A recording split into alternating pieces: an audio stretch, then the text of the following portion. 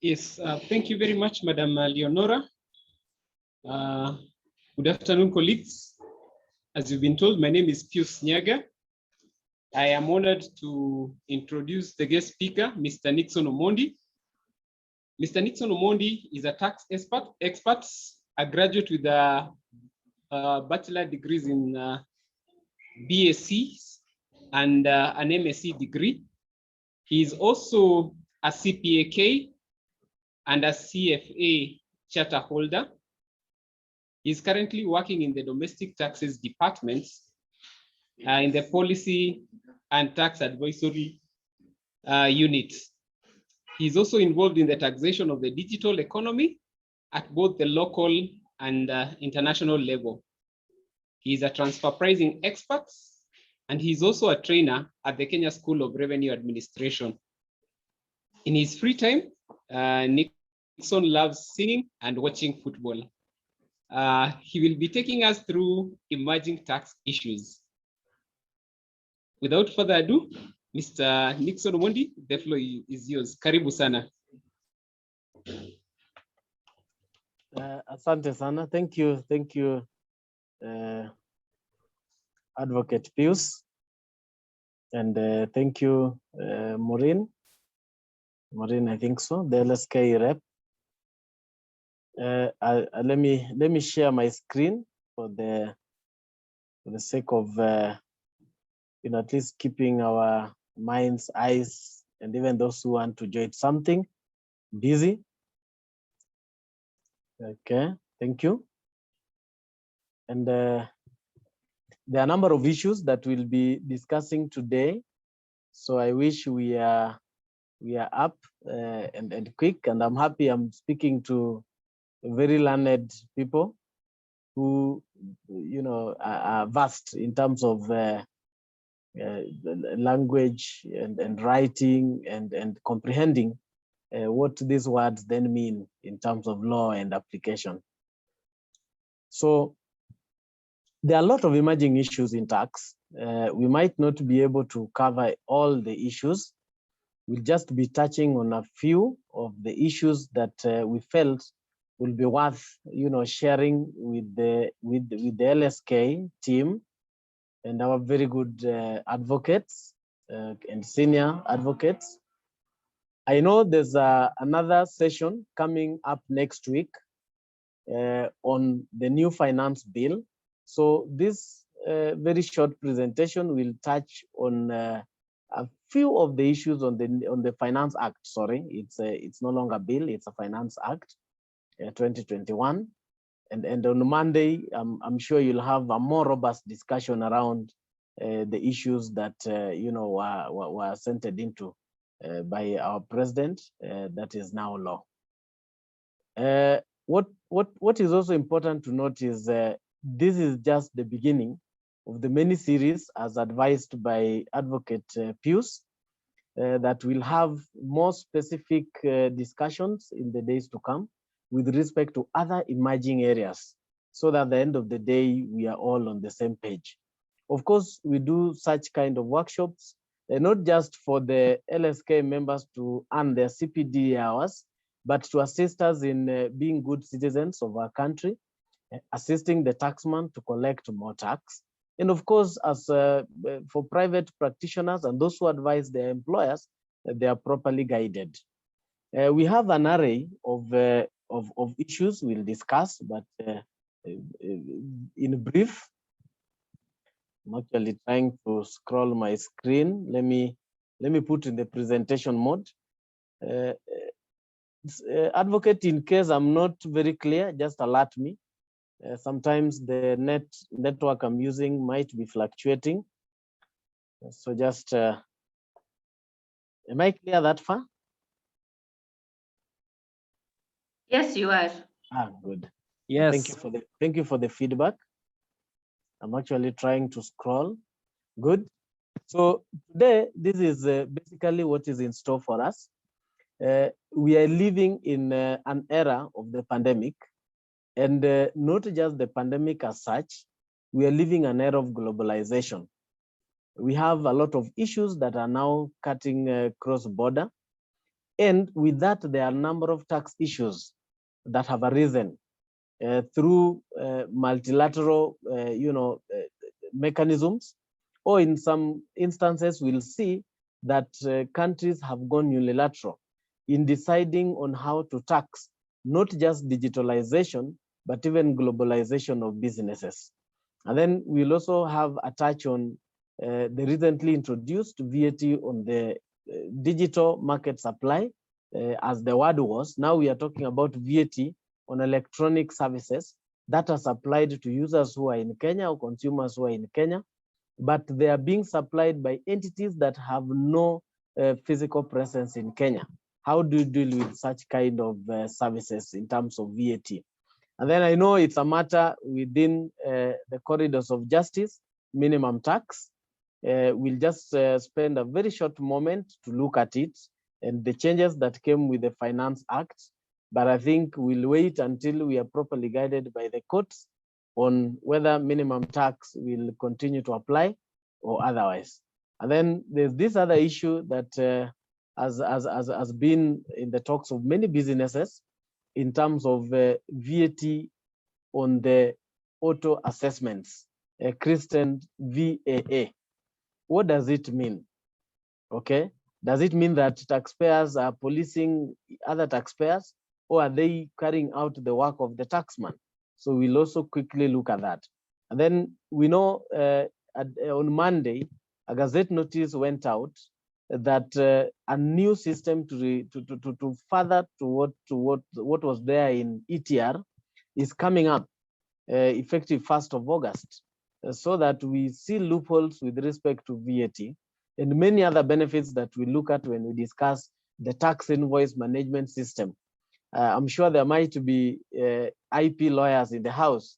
We already know of a Teams system used by the NTSA. Will be guided by the advocate Pius, who is here. And then there's an emerging issue, very interesting. Every country is trying to look at the environmental issues because we know how important it is to keep our environment clean. And a lot of discussion has not gone into how can tax be used to make our environment cleaner. There's a global discussion about carbon credits, going green, and how can tax be used to ensure that our environment is protected, pollution is reduced, and such like matter. So we'll be having a very short sneak preview on that matter. And then I've also picked, sorry for the typo, I've also picked one or two changes in the Finance Act, just so that we are excited and we get ready for the discussion that is coming next week, very robust on the amendments that came with the Finance Act 2021. And then I have something very small again on the voluntary tax disclosure, which in the KRA quarters, in the taxman quarters, we call it second chance. The taxpayers are getting second chance in case they had any non-compliance matters. So I will run through the presentation, and then as we'll be guided, we'll accord enough time for Q&A. I might not be able to answer all questions. I'm happy my senior is here, Mr. Advocate Pius. But in case you have very specialized and specific question, I will urge you to forward the same so that it can be attended to in a very specific manner and given the attention that it deserves. And in case you have any specific way you want to be guided in terms of either your client or your business, we have the policy and tax advisory unit within the domestic taxes department, where you can forward your query. Your query will be looked at in terms of the law, the practice, and then you are guided properly by the revenue authority. I hear some sound. So I hope, I wish that if you have any burning questions, please just throw it into the chat box, and then we can be reviewing them as we move. Or alternatively, we'll review a number at the end of the session. So let me talk about globalization and tax as our first topic. The whole of 2020 has been, filled If you look at international news, you'll always see matters G20, G7, G24, digital service tax, digital economy, pillar 1, pillar 2. I don't know if you've had such terms. What is coming out is that the tax rules that are being implemented now are based on certain principles, of course. The principles were actually, promulgated, if you allow me to use that term, somewhere in the 1920s, 1924, I think so, when a number of economists sat down, when there was, after the First World War, now there was a bit of cross-border trade, and they were looking into the double taxation. How do we ensure that cross-border trade is enhanced without, taxing people who are carrying out such trade in the two jurisdictions where the person is coming from, and most likely where the person is either selling or deriving the income from. And they came up with the two means of taxing a person. Of course, we know in the law, a person can be natural or the artificial person. So the person is taxed in a jurisdiction if they are connected in a certain way to that jurisdiction. We call them connecting factors. And the connecting factors were basically two, either residence or what we call source. So you will be taxed in a jurisdiction if you are resident in that area, or if the income that you're deriving is subject to rules which makes it to be taxed if it is taxed, if it's coming from that jurisdiction. If you look at the definition of residence in our own law, it talks of being present in Kenya. That is one, for an individual or a natural person. The second issue is if it's an artificial person, that's a body corporate, you're looking at being registered, being incorporated or so in our laws. And if it's a company, for example, even it's a partnership, like I know quite a number of partnerships with the law firms, they are registered under the respective laws. And before you are registered, they'll be asking you, where are you located? Are you within the borders of Kenya? So it still goes and boils down to having a physical presence.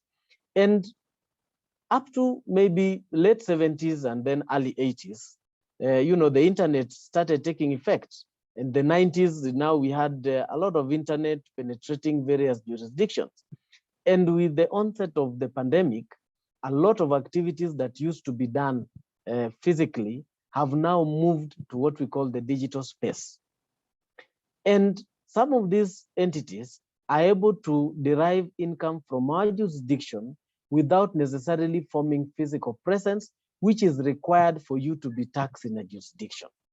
And this is not just about Kenya, this is about global, because physical presence is the national best practice on how to tax a person or having a connection factor, having a connection with the jurisdiction that makes one to pay tax in that jurisdiction.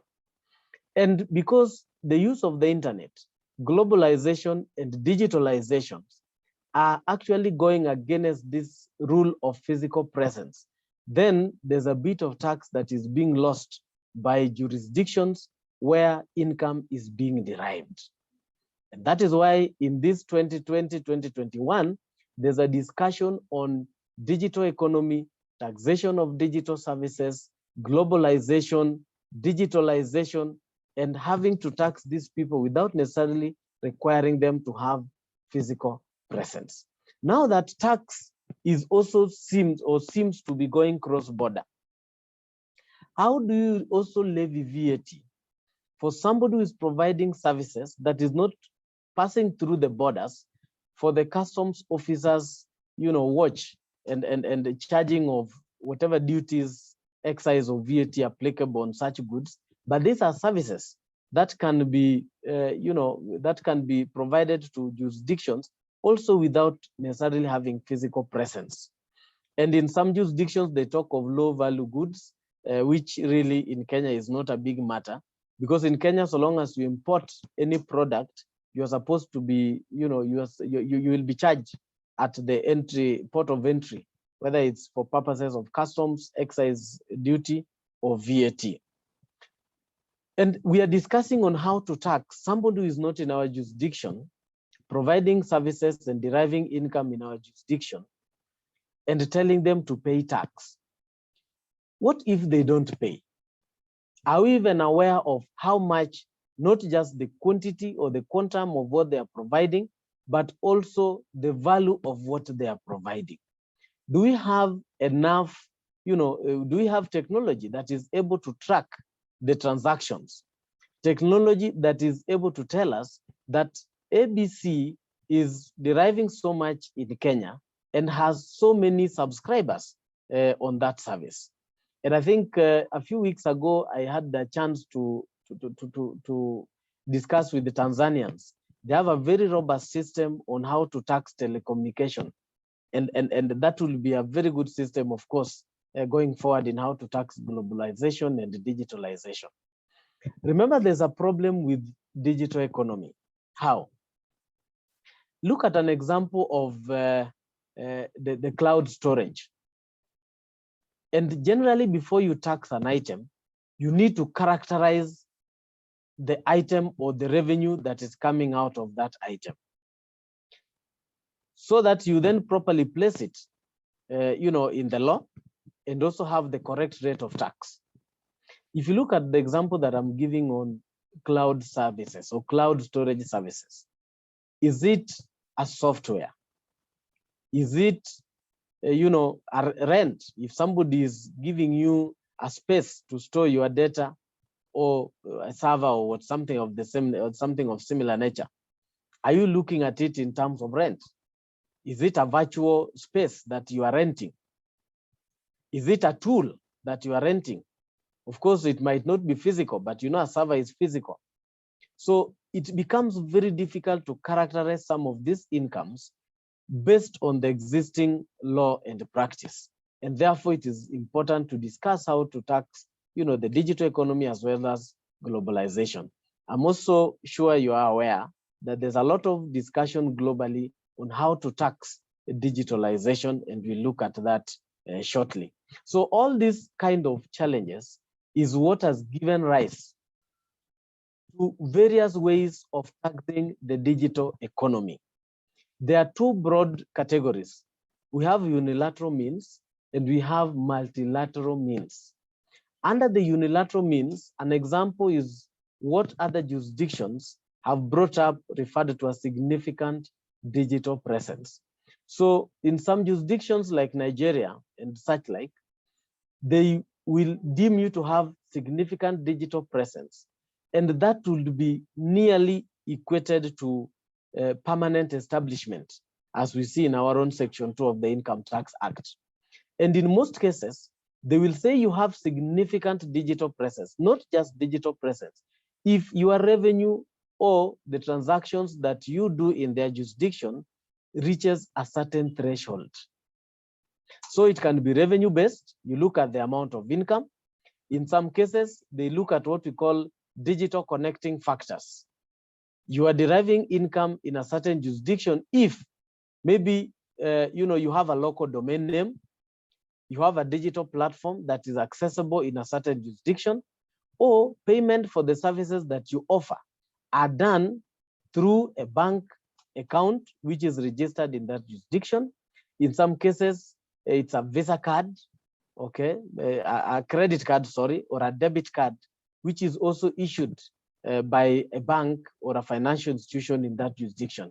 Then in other cases, they use user-based factors. How many users do you have? Do you have online contracts which are concluded, of course, using the domain names and using websites that are available in certain jurisdictions? Do you collect data about some of the users in that jurisdiction? And with that, they'll be deemed that you have significant digital presence, and therefore, if you are deriving income, you are supposed to pay tax with respect to significant digital presence. Other jurisdictions like India introduced equalization levy. And equalization levy, as it was introduced then, was looking at advertising on social media. So some of you who use this media, the social media platforms, be it Facebook, be it Twitter, be it YouTube and the like, they derive their money or their income through advertising. So some jurisdictions have introduced levies in order to tax advertising revenue, which is being sourced from those from the jurisdiction which thinks they should be able to tax that kind of income.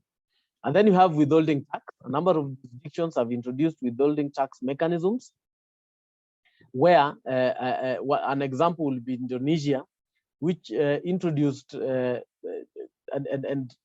banks and payment service providers are told to withhold payments, and the amounts are being transferred to the respective digital service providers. And then in some cases, like in Kenya, we saw an amendment on 25th of April 2020, when withholding tax under Section 1035 and the third schedule introduced on any advertising or promotion that is being paid to a non-resident. Whoever is paying that amount is required to withhold the tax, of course, at 20%, and remit the same to the commissioner. Each of these methods that we've discussed, including the one we are yet to look at in the digital service tax, which I'm sure a lot of us are aware of, have their own pros and cons. Imagining if your jurisdiction is using withholding tax mechanism. When you look at a number of these digital service providers, or what we call globalization and digitalization, revenue is not necessarily equivalent to cash outflow from a jurisdiction. If you look at an example of YouTube, YouTube does not necessarily have to obtain advertising money from Kenya, but the adverts shall have been, viewed by people who are in Kenya, who may then go and buy the products that were being advertised. So if you use withholding tax mechanism, then you realize that there's a portion of that income that you might be leaving out. And partly that is why you see a global discussion through a multilateral mechanism on how to tax the digital economy. And then we have our own digital service tax, which is levied on gross revenue earned by companies that are providing digital services. When you look at the legal notice 207 of 2020, at paragraph 3, details all the digital services that are subject to digital service tax. And it's a host of services that are supposed to be liable to this kind of tax. Of course, in Kenya, it's 1.5%. In many jurisdictions, it ranges between 2% up to 12%. In some countries, they charge 10%, some 6%, as we've seen in equalization levy. Some jurisdictions will find 2%, others 3%, others 5%. In Kenya, it's 1.5%. And when the law was brought in, effective 1st of January 2021, DST was to be operated, or is to be operated, by residents and non-residents.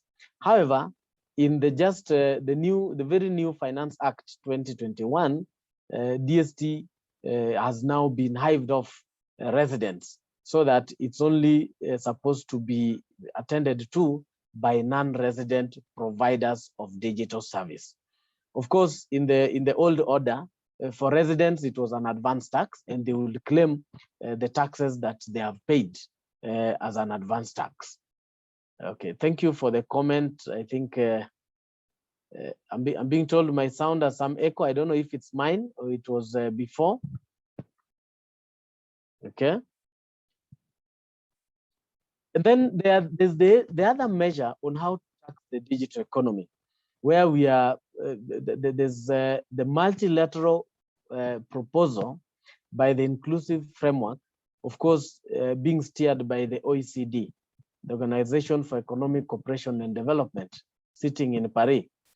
And under the multilateral measure, globally, there is concern that if every country was to introduce their own unilateral measure, assume if each country was to introduce their own withholding tax, there'll be a lot of chaos, and there might also be suboptimality with respect to collection of taxes, because everybody will be going their own way. Therefore, there is a proposal on how to tax the digital economy in a unified way, in a multilateral manner, so that one, exchange of information is enhanced, and two, the issue about double taxation is also kept to a minimum. And of course, we are also saying that if it is approached in a multilateral sense, it also minimizes double non-taxation. You know, it has also been realized that as ever much a lot of rules were introduced in a number of years to deal with the double taxation, they have also led to creation of double non-taxation. So under the multilateral measure headed by OECD or coordinated by OECD, there's introduction of two pillars. And this is just an appetite so that we can go and read more. Pillar one is modifying what we call nexus, what we call the connecting factors, that we are not going to tax you just based on local presence or based on sourcing, but we are introducing a new nexus, a new way of ensuring that you are able to pay tax in a jurisdiction without necessarily having physical presence in that jurisdiction. Then there's another pillar two, which is also very closely related to globalization and issues around double non-taxation or treaty abuse and things like that, that there should be minimum tax, that certain jurisdictions should pay at least a certain minimum percentage of tax. And this is, you know, it's proposed to apply for large multinationals, but of course with a proposal to scale down as it will be, as there's progress in implementation of the same. So pillar one is a totally new way of taxation. And when you read the blueprint that was done in October 2020 by the OECD, you're able to see a number of things that were brought out. Of course, when the discussion started, it was about taxing the digital economy. But currently, it is more of digitalization and globalization. How do we tax companies that are operating cross-border, deriving, you know, profits from those jurisdictions, but have no physical presence? There's also an introduction of what we call an Article 12B to the Model Tax Convention by the UN. You know that Kenya has a number of tax treaties, and those tax treaties have been drawn borrowing from global best practice, either the UN or the OECD.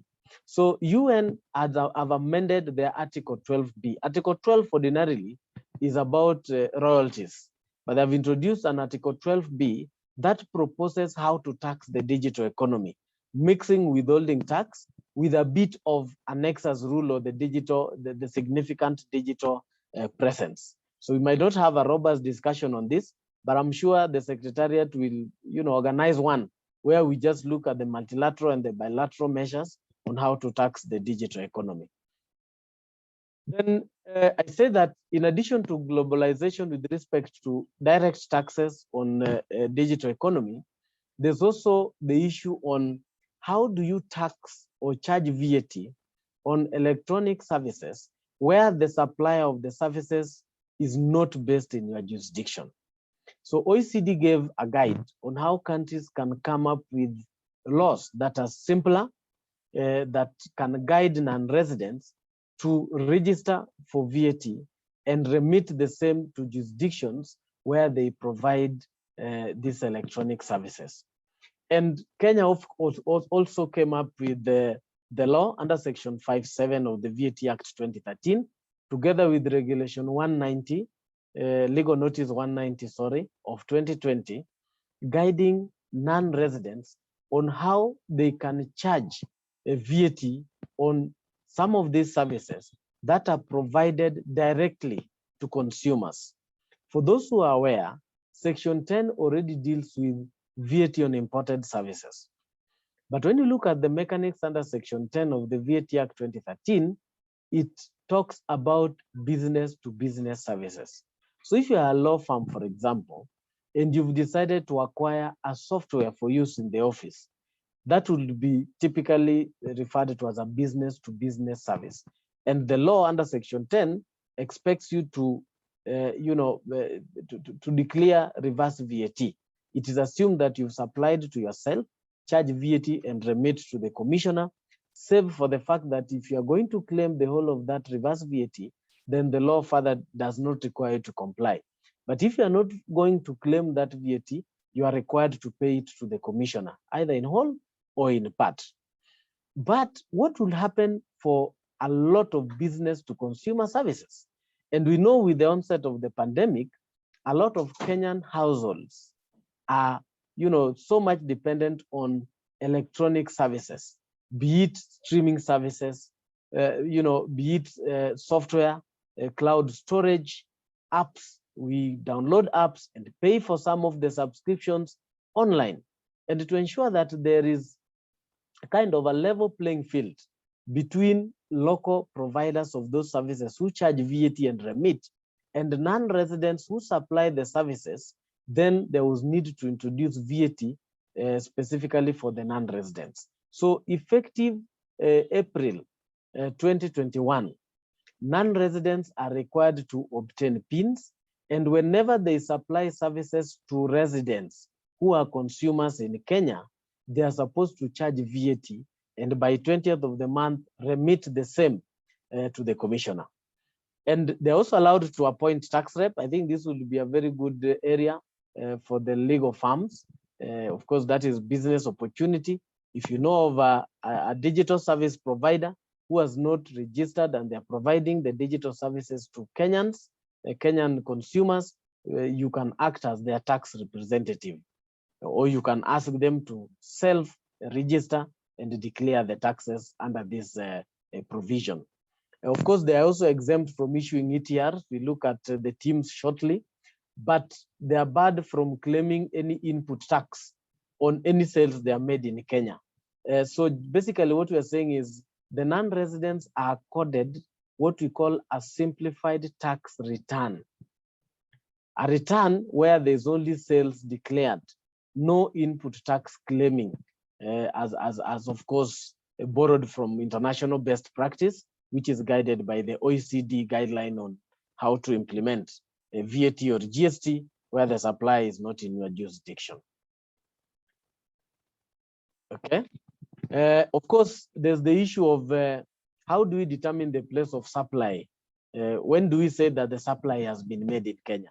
You saw when we looked at significant digital presence, there are some things we call proxies. So when the payment is made, through a credit card, I'd already mentioned that, or a debit card, or the bank details are indicating that the bank is registered in Kenya or licensed to operate in Kenya, of course, by the CBK or under the Banking Act, then we deem that the supply or the service or the digital service was actually consumed in Kenya or supplied to a Kenyan, and therefore VAT needs to be charged. There are cases where the payment might not be originating from Kenya, but the billing address, the home address, the internet used to access the services, or even the mobile phone, which is used to access, whether you're using the internet or you're using, the USSD codes, the mobile phone actually is registered in Kenya. Then we'll also deem that the service was supplied in Kenya and VAT will be chargeable. Quite a very brief one on digital services and VAT. And the other one was also digital services and globalization together with digitalization. All of us are aware that minimum tax was introduced in the Finance Act 2020, and it was to be effective on 1st of January 2021 to ensure that everyone, whether you are making a profit or a loss, contribute to the development of our country, Kenya. Of course, the case is within the courts, but I just wanted to mention very quickly that there are people who have been exempt from the provisions of minimum tax under Section 12D of the Income Tax Act, Cap 470 laws of Kenya. So a number of exemptions are coming in. Initially, we had exemptions for those whose retail prices are regulated and insurance businesses. In the new Finance Act, you see a number of exemptions being introduced. Those who are operating in the SEZs, special economic zones, those who are doing manufacturing and they're investing heavily, some who are in distribution businesses and they're earning a commission together with the specific legal notice that exempted KQ from minimum tax. So I know minimum tax has a lot of debate, a lot of issues to be clarified, but the bottom line is everyone needs to pay their fair share of tax because it had been noted that there are some entities that had been operating for a number of years without paying even a single cent, while the very simple and very young companies will be paying taxes in terms of corporate tax. So this is a mechanism to ensure that everybody is put on the same level, is on the same level, in the level playing field, and everybody pays some tax. Then there's been this issue of automated assessments, VAT automated assessments. Of course, this started when KRA realized that there were two types of businesses. One, businesses that were in the business of selling invoices. So somebody will be claiming an invoice, but that invoice with respect to VAT is not authentic. It is not born out of a sale of a good or a purchase of a good. And then there were also people who would claim double. The same invoice is claimed twice. And of course, there's not been double purchase as put out by the taxpayer. So KRA came up with a system that could check the output and the input. So if I'm the one selling to ABC, then the system is able to confirm. I don't know if there's some hitch or interruption. Okay. Sorry for that. So the system is able to check this invoice that I'm claiming. Remember, VAT is operated on an input-output mechanism. This invoice that I'm claiming that I purchased from ABC, did ABC declare that invoice? So that whatever taxes that are collected are proper, everybody pays their fair share of tax, and we also don't have businesses which are going to claim credits or refunds which are non-existent. Okay, so the system is able to check the two within the time frame which is availed under Section 17 of the VAT Act 2013, and automatically disallow the input tax if it is inconsistent, if it cannot see a matching output tax.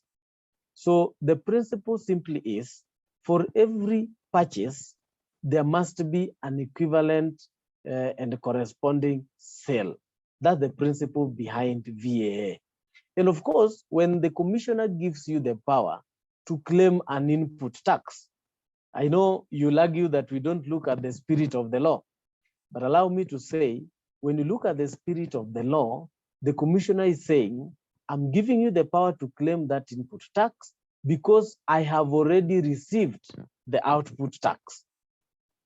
So if it is to the contrary, then the system is able to disallow, of course, the inconsistent invoice, send notices to both parties that we received this invoice, we don't see a corresponding invoice, and that means either the invoice is not authentic or the sale never occurred. Alternatively, the person who sold has not declared the sales to the commissioner. So basically that is about VAA, but within VAA, there are a number of issues, like the system needs to know about the dates, need to know about Forex losses, needs to check within 6 months that are allowed under Section 17. Any small and minor differences should then be accounted for. But even if it is not accounted for by the system, before the system automatically disallows your input tax, you are given an opportunity within, as stipulated under Section, of course, 31 of the Tax Procedure Act, to explain why the inconsistencies are so. And in case you are not able to explain within 30 days, that is when the system automatically goes ahead and disallows the input tax in relation to that kind of an invoice in the system. And of course, after disallowing, the next thing you'll see is an assessment. Then you start dealing with assessments, of course, as stipulated again under Section 31 of the law. VA has been very important. I've already laid down the principle, but it is assisting KRA to weed out fictitious inputs that are non-existent. Number two, inputs that are not supported.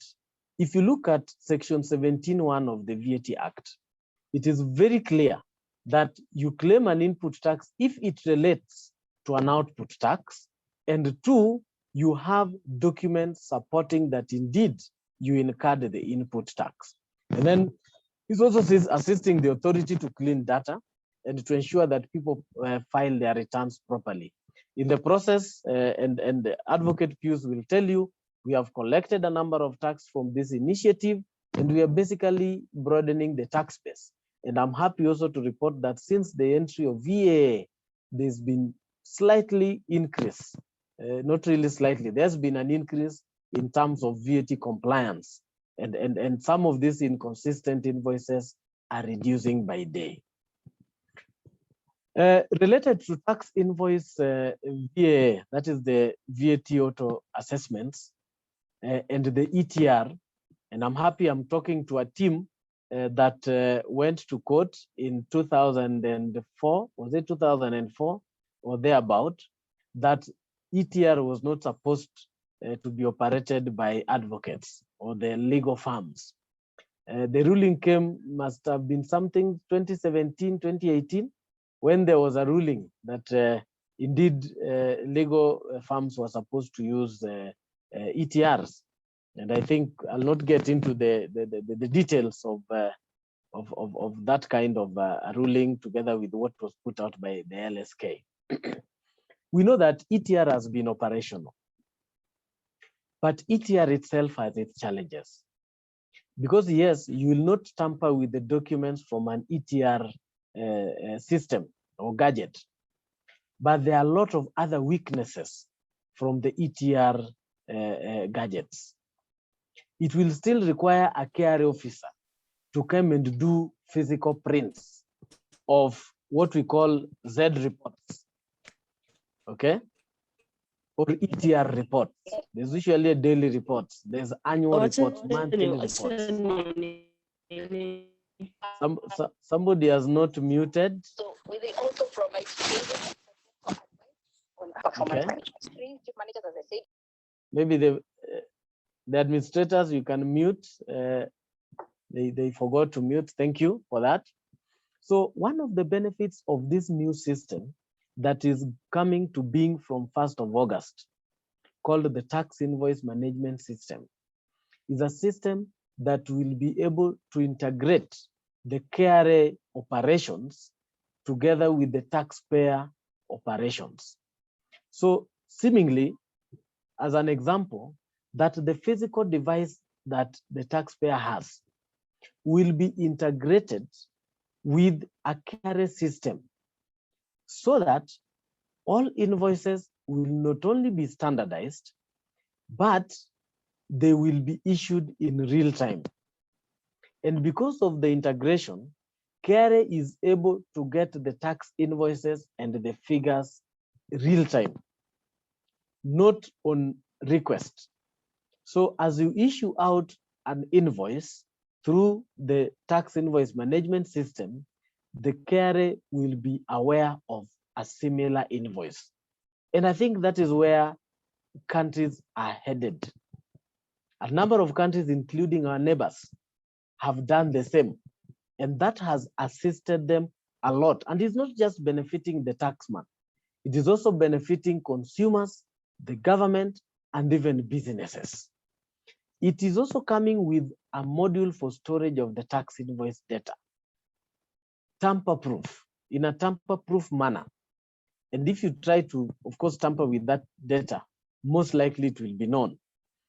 Then any invoice issued by a trader using the tax invoice management system will be verifiable.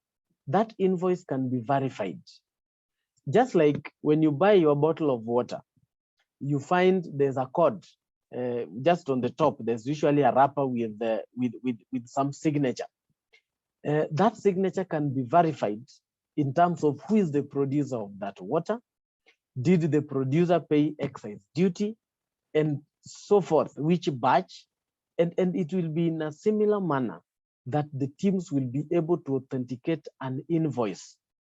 Officers or even traders in public, through what KRA will unveil as tax invoice checker, or even in your mobile, whether through a mobile app or an iTax platform, you'll be able to know this invoice has been issued by so and so.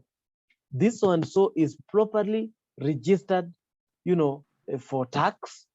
And if it is products or services that requires licensing, then you'll also be able to authenticate whether that person is licensed to issue that kind of product, be it a good or a service. Just like, all our government agencies are going ahead. You can actually even check now whether somebody is a proper KRA officer, okay, by using employee checker. And that is available for many government offices. So this is where we are headed to, thanks to digitalization. So the team's project will be conceptualized in such kind of a manner. There is an application within iTax, and then in the trader premises, if it is a legal firm, there is a gadget. That gadget has a control unit that is able to transmit, validate, and sign an invoice. If you have so many devices, those devices will be connected to a gadget that is able to validate, of course, consolidate, sign, and transmit similar invoices to the application system for KRA, of course, collation and confirmation. And then there are also cases where if you don't have transmission at that time, the control unit within that gadget will be able to store data in a tamper-proof manner, and immediately you gain connectivity, it will automatically send similar information to the team's application system for verification purposes. So this is a system that is quite robust in terms of looking at not just VAT, but also even consumption of goods and other taxes that most likely will come in after implementation of teams. A lot of benefits to the taxpayers, okay? It will reduce your cost where you need to print physical receipts, the Z reports. You don't need to be printing and attaching to an invoice. And remember, we are going green. Two, it will be very professional, and that is the global best practice. There are very minimal human errors. You don't need again to punch into another gadget how much you've sold. And we are looking forward to, within a very short time, of even assisting taxpayers to file, have pre-filled returns. For those who are employed, when you're filing your return in June, remember, if you're only employed, you can simply go to your returns, ITR for employed only, and you find your return is pre-filled unless there are errors or some omissions that need correction. And we believe this is where Teams is taking us to. So if you look at the KRA 8th corporate plan that is built on simplification of tax processes, this is one of the systems that will assist us to simplify our processes, also assist in reduction of compliance cost. We don't need to come to you and tell you, please print Z reports so that we can confirm that your sales are indeed what is reflected in the ETR system. We'll be having that data, and therefore we can quickly check. Of course, if you need your refunds, we'll know that these amounts were keyed in. These amounts are authentic. The amounts that were actually, if it's about input tax, the output tax was received. For government, of course, we are thinking of, of course, in the direction of enhanced revenue collection. You've all seen how much we want to collect, 6.8 trillion within the next 3 or so years. We want to ensure that ease of doing business is enhanced to reduce the index on ease of doing business in our country. We want to weed out those who are not doing genuine businesses, okay? those who are dealing in counterfeit goods and such like people. For our customers and customers who are going to buy your products, we want to foster patriotism. They will be checking those invoices through the invoice checker on ITAC to confirm they're authentic. It's environmental friendly. You don't need to work with papers. We want to save trees and enhance, reduce pollution by all means. And of course, tax compliance by businesses. For KRA, I think I've already talked a lot about those benefits. It will be useful for audit purposes. We are weeding out those kind of VA issues where somebody is claiming an input tax and the invoice is either not authentic or the person is double claiming that such kind of invoices. And another debate in the current world of tax is how tax can be used to reduce environmental degradation or pollution. I know there are lawyers who specialize on environment, the environmental lawyers.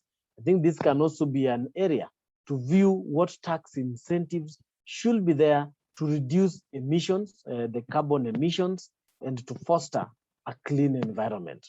There's a whole new guideline that OECD has come up with on the power of taxes, the tradable permit systems, carbon emissions, carbon permits, climate policy, and how all that, marries with the tax system. Of course, in the recent past, you've seen in the finance bill, more specifically on the VAT Act, that a lot of products that bring about clean environment using green energy have exempt status. They are not supposed to be to be subject to VAT. You are talking about biogas. You are talking about things like use of energy savers, and them being either exempt from tax or zero rated. It is all in a bid to ensure that we have a clean environment, but using tax mechanisms. But there's a wider discussion that I just want to, bring to your appetite so that we can go and research more, look at it. Of course, you can introduce what you think can assist our environment in terms of legal provisions. In the next few days, we are starting to collect budget proposals that will go into the 2022 Finance Act. And I will invite you to look at this area and, of course, propose for further measures to ensure that our environment is kept clean, apart from whatever restrictions that came with COVID. Then I said I'll very quickly look at what is shortly on the Finance Act 2021, a lot of definitions of control, defining of permanent establishment. We are even happier that registered family trust has now received recognition for purposes of tax, a lot of exemptions and guidance on how now to tax family trust. And we know how family is important in the current society. And we've seen a few cases of, how to manage wealth post, the existence of the breadwinner in the family. And I think this is a very interesting area for the learned friends. And then we have issues around thin cap.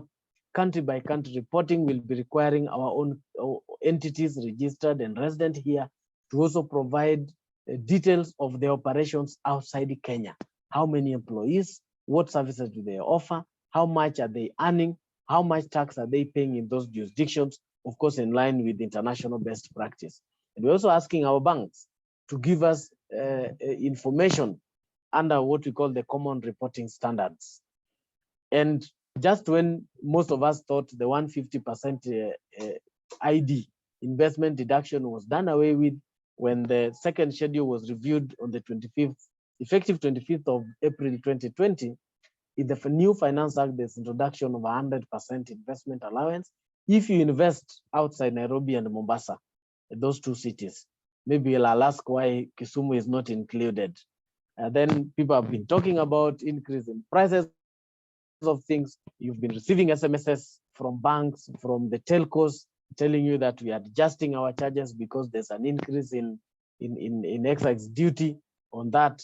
And it's good, those who want to come up with ringbacks We've exempted the ringbacks from excise duty because we want to develop our artists. And of course, there's also introduction of excise duty on other fees chargeable by financial institutions. We have microfinance institutions, SACCOs, and all that. This is just to create an appetite to you that a lot is coming next week on the Finance Act, and you'll have a robust discussion on those kind of amendments. Last but not least, we never fail to talk about the Voluntary Tax Disclosure Program, what I mentioned at the beginning as second chance.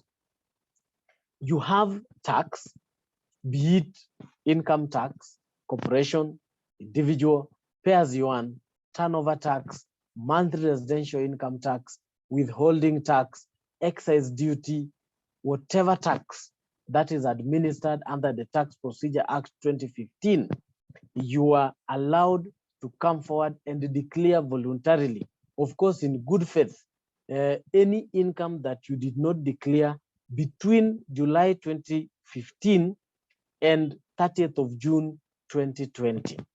So if you did not declare that income within 2021, January to December, you will get 100% relief on interest and penalties. You know, if you don't pay payee within the stipulated time, the penalty is very heavy. I think it's 25% of the tax due, plus a 1% interest per month on the amount of tax that you did not pay. At the end of the day, you might realize that penalties and interest are even more than the principal tax itself. So this is a second chance to accord to our taxpayers, come forward, declare what taxes they didn't declare within that tax period, and they get relief for penalties and interest. If you tarry and come in 2022, you only get eligible for 50%, and 2023 only 25%. So the earlier the bird, I think the fatter the worm. And this is also an area that I wish our advocates can also act as our ambassadors, so that taxpayers can clean their data, the taxman can collect enough taxes, and of course, even within that, in case somebody is not able to pay a bullet, we accord our taxpayers an opportunity to pay in installments under what we call a payment plan arrangement. With that, I will still insist that there will be a robust discussion on the Finance Act. We'll also be having further engagements on specialized areas, I'm sure in future, as guided by Advocate Pius. And after that, I stand guided by the organizer. Thank you, Pius. And I see there are no questions so far. Allow me to hand it over back to you.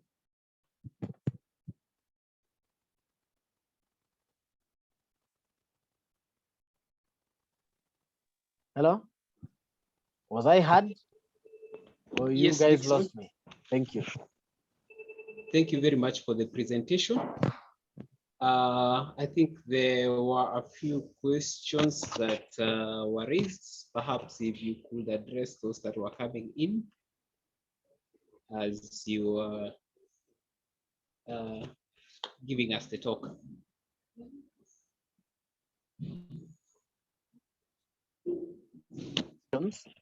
I'm not able to view the questions. Are they on the chat box, or there's a Q&A separately? No, I think there are no questions that came in while you were presenting. Thank you. Okay. So I think we can take we can have a Q&A session.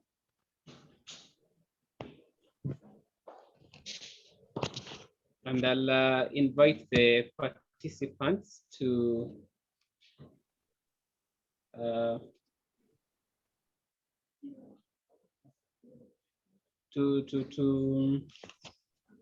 ask Nixon any questions or seek clarifications on any of those areas that he's presented. Thank you.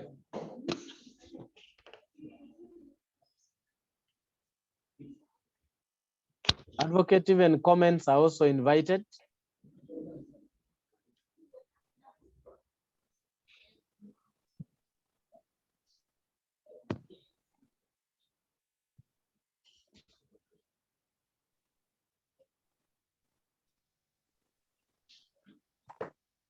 Okay, if I may I proceed? Yes, please proceed. Nixon, Monty, I'd like you to please elaborate or explain in detail on the voluntary disclosure. Probably participants would like to know, where do we go? How do we go about it? Who do we talk to in KRA? If you could just explain that so that it's clear to them how that program is undertaken. Thank you. Yeah, thank you. Name again, advocate, if you don't mind.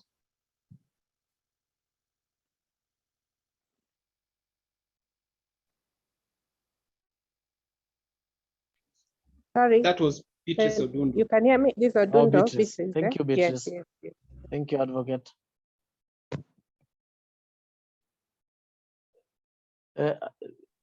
Advocate Pius, do we pick the other question from Winnie so that we tackle 2, 3? Yes, I think we take a number of them, like Okay. 5 and 3 to 5, and then you can answer. All right. Thank you. I think a great presentation and very good insights into the rationale behind a lot of the taxation and the why driving the taxation. I think my question is more around the taxpayer appreciation of the tax obligation. I think with the commencement or the gazettement of various new taxes, there is a sense that there is no appreciation of where one tax begins and the other ends. And if, for example, you are an SME, what your obligation is. So I think quite a number of people find themselves flat-footed, that they had a tax obligation somewhere that they are completely unaware of. Maybe you can speak towards whether there are surveys or there's additional activity that KRA will do to create better awareness, or even publications that as taxpayers can review. Because to be fair, it is a lot to ask of the common mwananchi to appreciate some of these things. Tax can be quite complex in a mwananchi's mind.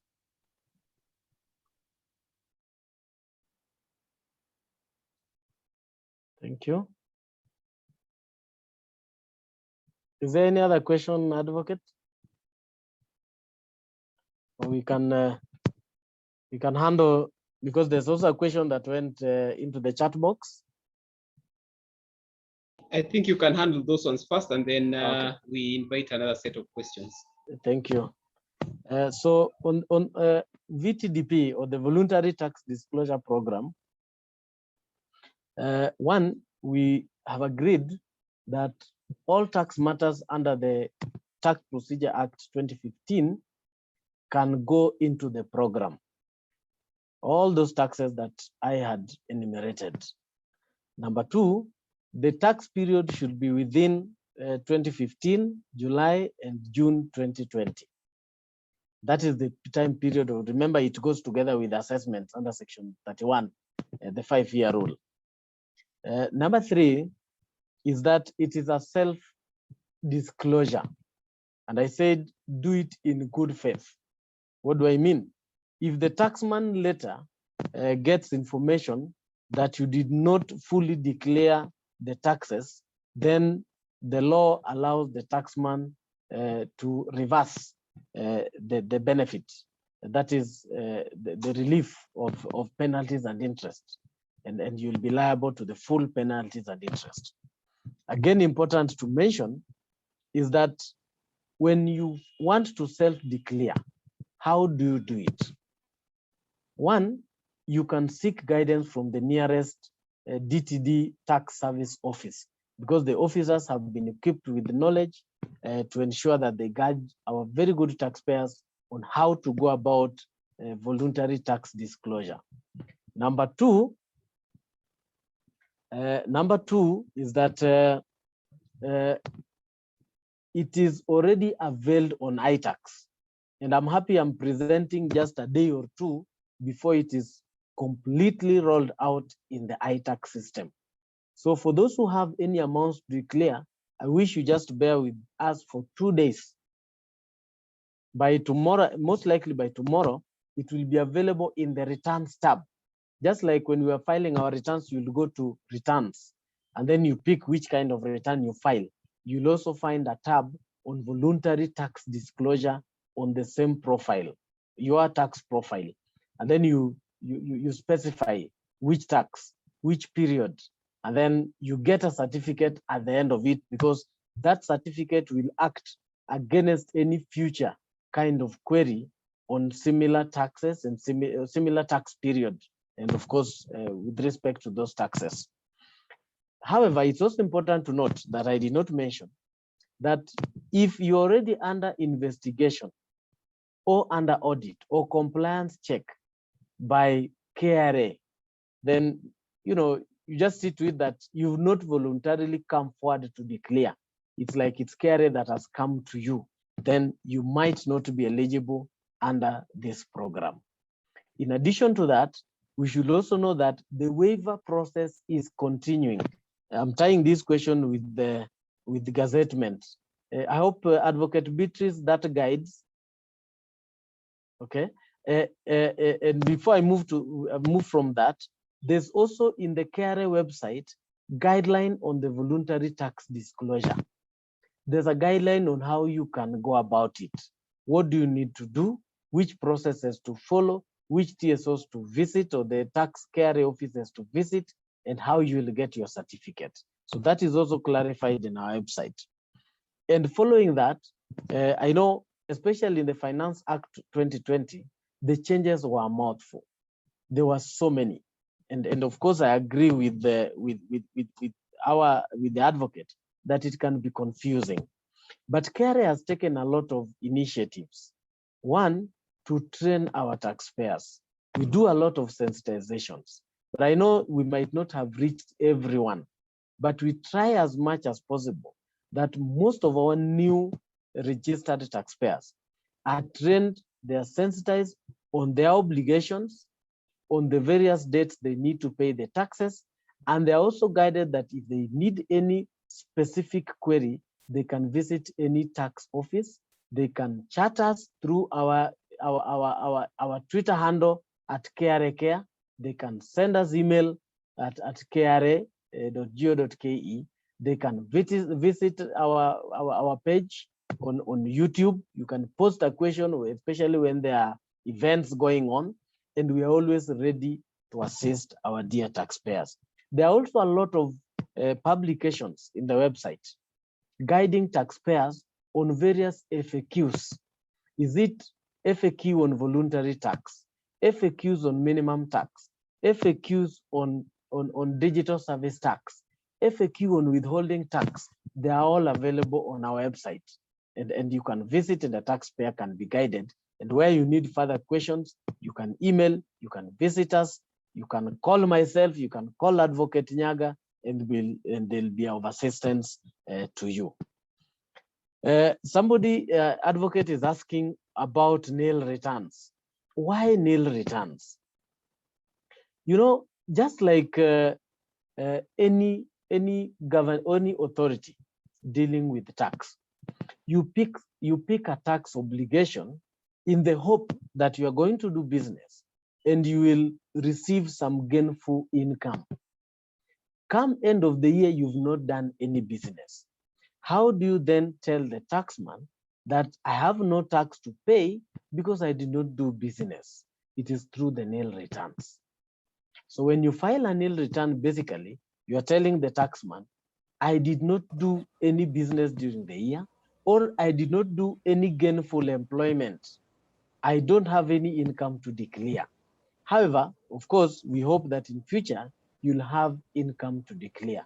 And that is why nil return is very important, in as much as a return with tax to pay, or even a credit return, because you are allowed to have a credit return where you have overpaid tax, or where you are in losses, and you carry forward those losses because you are not able to pay tax for that specified period. I hope the answers maybe clarifies some of the issues. But as I said, if you need a very specific answer, we always open, write to us emails, write to our Twitter handle, and we'll give you a more personalized answer, together with visiting our office for discussion. Offices. Yes, Advocate Pius and the LSK Secretariat. Yes, there are a few more questions. Okay. There is one that went to the chat box, and it was asking you to elaborate on non-residents and their tax obligations. Okay.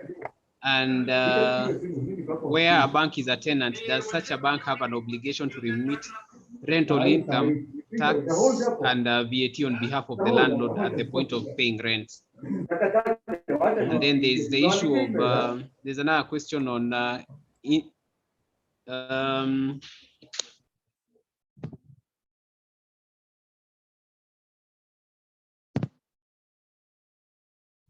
yes, Advocate.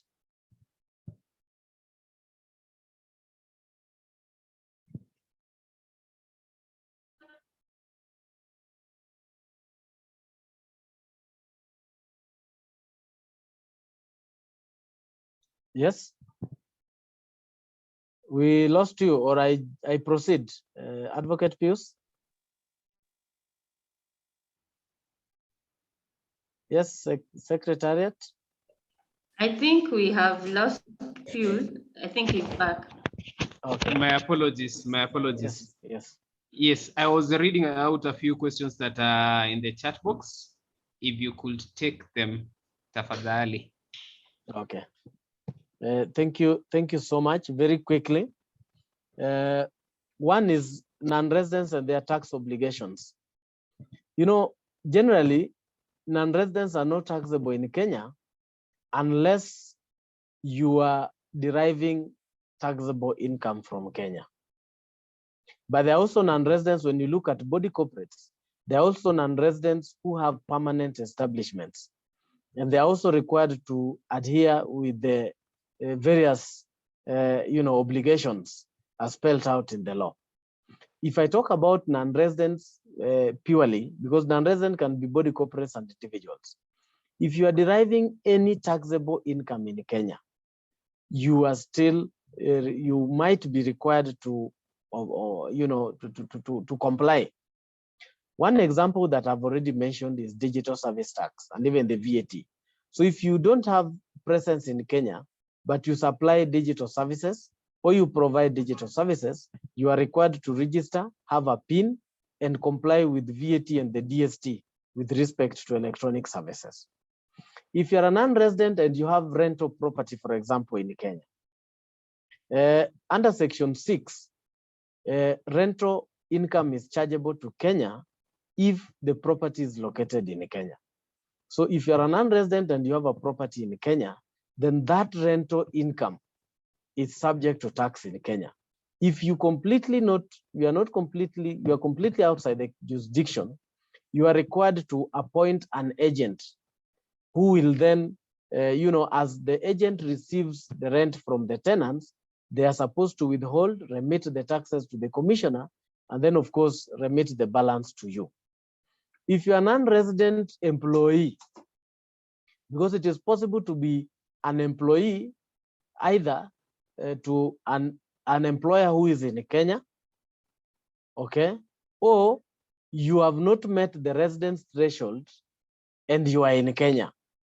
So provided you are an employee to a resident, to an employer who is a resident in Kenya, and I hope we understand the meaning of the term residence, or a non-resident in Kenya, but having a P in Kenya, you still obligated to tax, to be taxed on the employment income.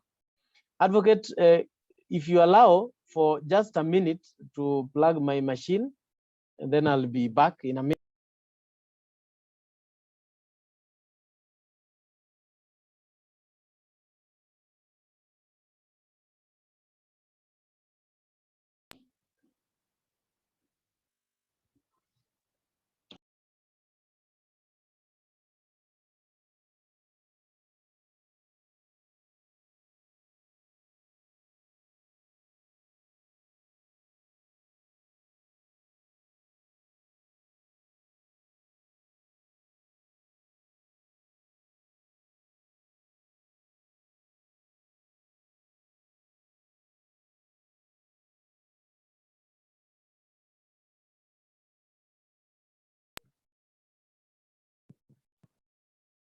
Thank you. I'm back.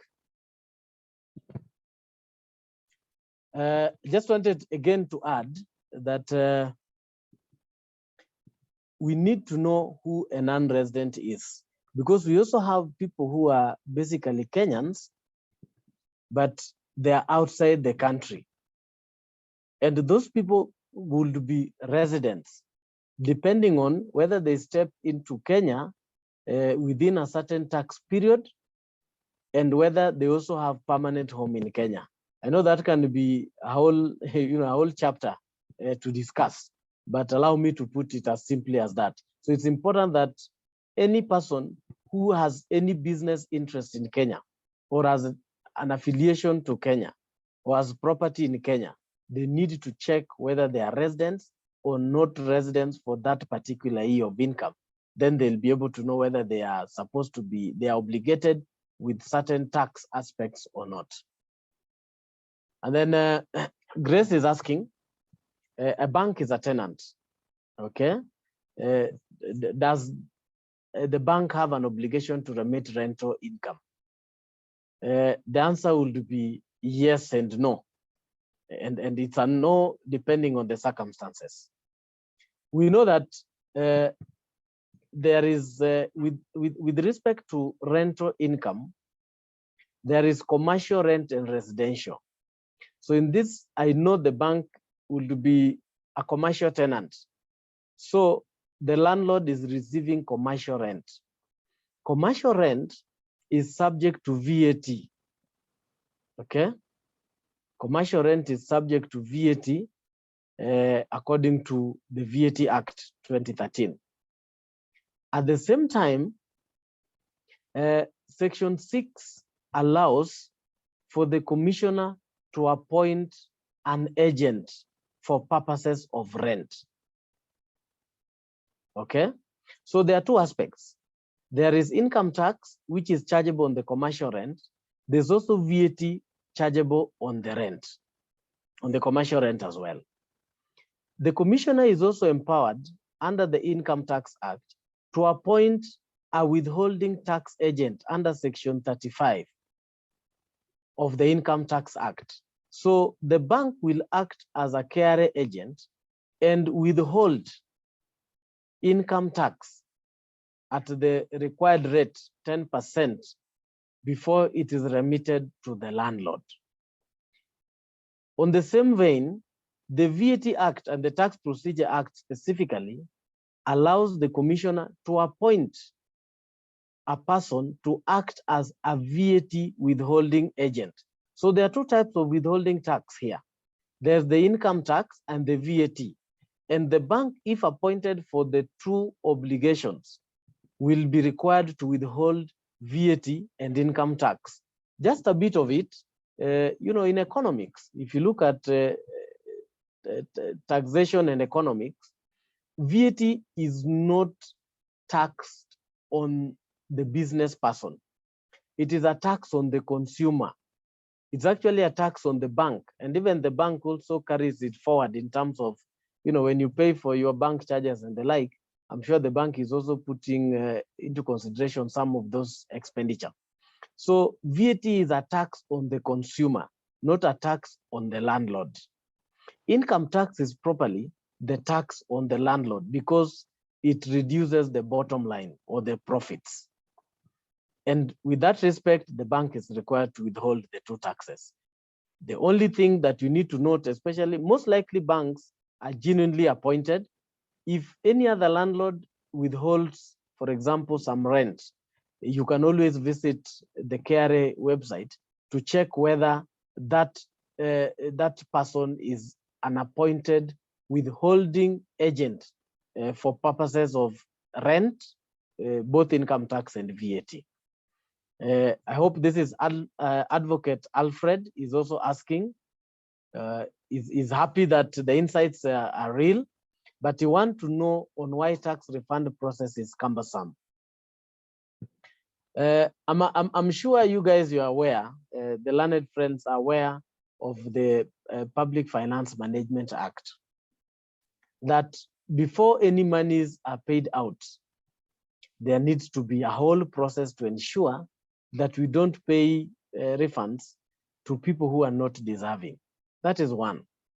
Number two, refunds have been taking quite a lot of time because of the processes necessary before they are paid out.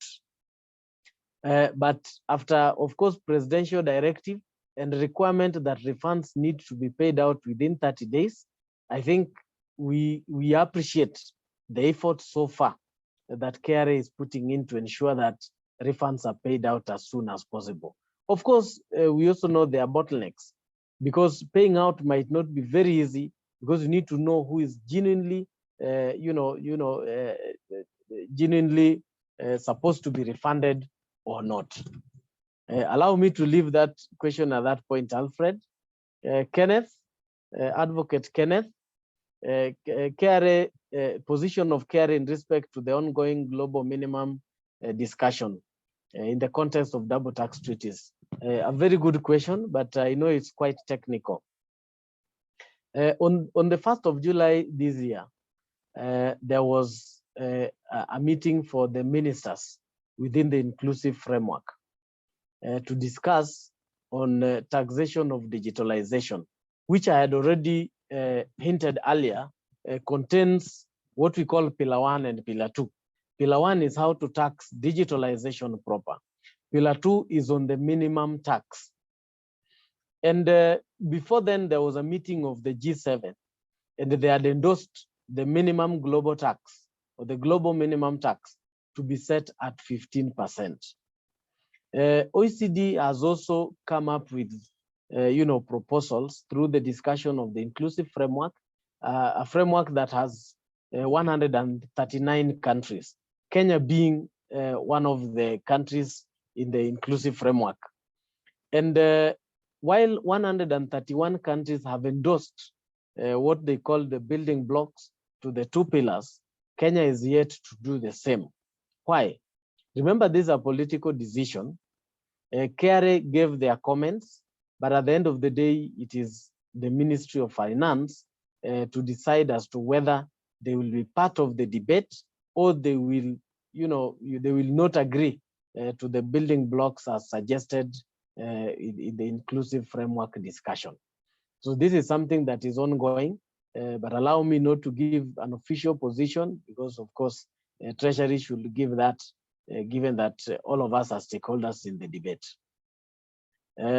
Advocate Elaine is asking about DST in respect to residents. When DST started operations in January, very important to note that DST was applicable to both residents and non-residents. Specifically, DST is payable if you offer or you provide digital services. That means if you are buying goods, tangible goods, you are not subject to digital service tax. So digital service tax is specifically for services. I know there were a lot of questions on whether if I buy something online, am I subject to DST? First of all, physical products, no DST. Number two, DST is a tax on the provider of the service, okay, not the customer. So when you talk about residents, you are looking at entities in Kenya that are residents in Kenya, and they are providing digital services. They are supposed to pay 1.5%. Of course, they are still supposed to pay, because up to June is still payable by 20th of July. They are supposed to pay 1.5% of the gross transaction value they have received on account of offering the digital services. Good thing for the residents, as they pay on a monthly basis, the DST is an advance tax. So as they file their 2021 returns, anytime from January 2022, all residents will be given an opportunity to claim the digital service tax they paid. So that means DST is an advance tax when you look at residents, digital service providers. I hope that suffices, Advocate Elaine. Cyrus is asking, And please alert me when we need to end. But I've seen the questions are slowing down. Advocate Murage is asking about Teams. What if one gets the device and decides not to use it or use it selectively? The good thing why team system is better than the ETR is that the ETR was quite manual, so that if it malfunctions, you needed then to fill some forms, bring it to KRA. The KRA will allow you to take it to the manufacturer or the supplier for corrective measures. But with the team system, because it is a system that provides timely information, it is actually live. Let me use that word. In case it malfunctions, the Revenue Authority will immediately be aware of it. Number two, if you fail to use it, it will register when it was not used. And when it is sending signals or information and validating and sending the same information to KRA, will simply be aware that it is not being used. And that is why we say it is a better system to the ETR. And if you decide not to use it, we'll see that for 2, 3, so many days, it is not sending us any reports on invoices issued. And remember, you need to integrate it with your invoicing system. So I don't know whether you'll be able to issue your invoice while not using the team system. And those are some of the safeguards that are within this system. Advocate Caroline is asking, what is a taxpayer's recourse when when year in, year out, KRA issues a tax invoice for a non-existent rental income? Yes, we understand that there are occasions when by mistake, we send out to our taxpayers requirement to comply with certain obligations that they need not shoulder, or they inadvertently registered for. So Advocate Caroline, please visit the nearest KRA office. Tell them that you have no rental income. Of course, as an advocate, remember with the law, you need to provide evidence that indeed you have no rental property, you don't receive any rental income, and the office will facilitate the removal of that obligation. And after that, you'll also be accorded an opportunity to apply for waiver of interest and penalties on the same. Advocate Pius, unless there are further questions.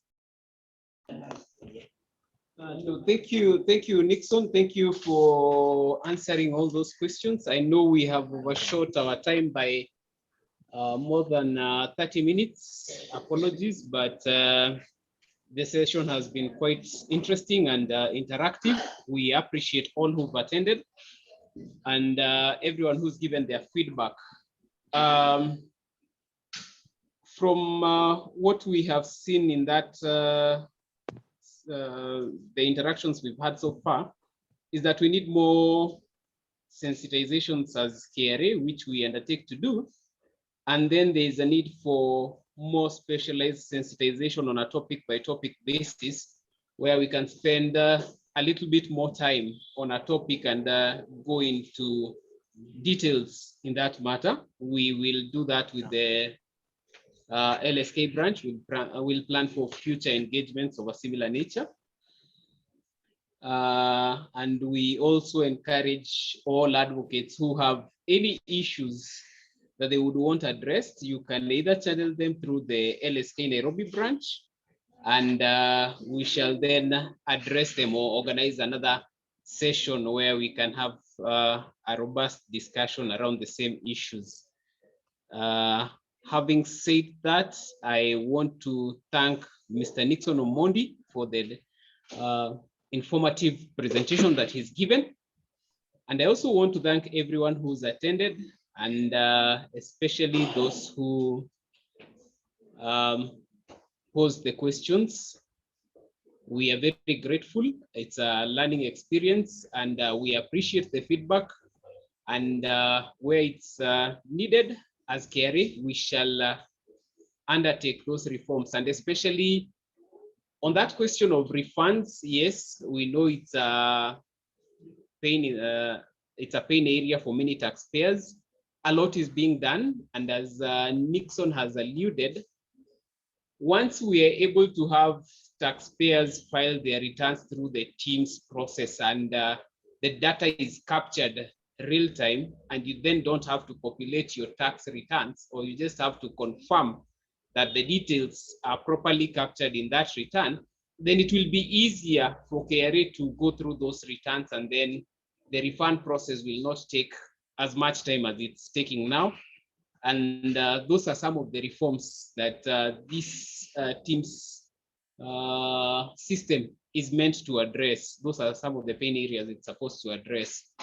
But we appreciate that feedback, and a lot is being done to try and alleviate some of these pain areas. With that, I wish to send the meeting back to Leonora if she's still here for the final word. Thank you very much. Thank you, Mr. Pius. Also, thank you, Mr. Nixon Omondi, for your insightful presentation. We look forward to having more engagements with you. Thank you to the KRA team led by Pius once again for helping in the organization of this webinar. I think we shall be organizing more webinars. From the participants, it is clear that there is need for more webinars on the same. Also, I'd like to ask the participants to watch out for Monday from 11. We shall be having another webinar on the Finance Act 2021 sensitization. Please watch out. There being no other more comments, thank you once again, Nixon. Thank you, Pius, and thank you to everyone for attending this session. See you all on Monday at 11. See you all. Thank you, everyone.